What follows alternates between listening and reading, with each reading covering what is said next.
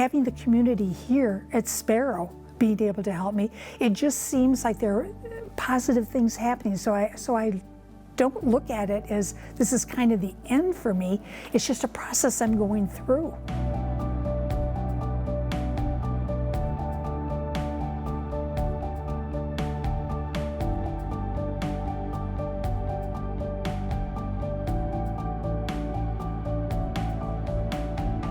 I was really feeling pretty good, thought this was all behind me, and then the scans showed in 21 that it had come back, and now it's stage 4, and it's in your brain and back in both lungs. So I had to have radiation in the brain, so I did that here, and then I needed to go back into chemo and 2 different immunotherapies. And at that point in time, the hospital was still in COVID protocol. So my husband, who had been with me constantly every step of the way, was now only able to drop me off and pick me back up again.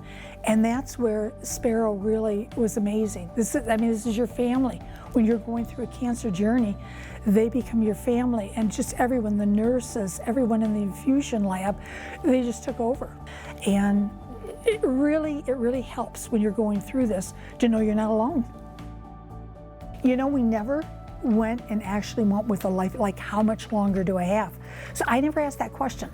And at some point in time I probably will. But I guess I didn't want to necessarily have an end date, and that's all I was looking at. I don't want to miss the days between now and then. Life is exciting.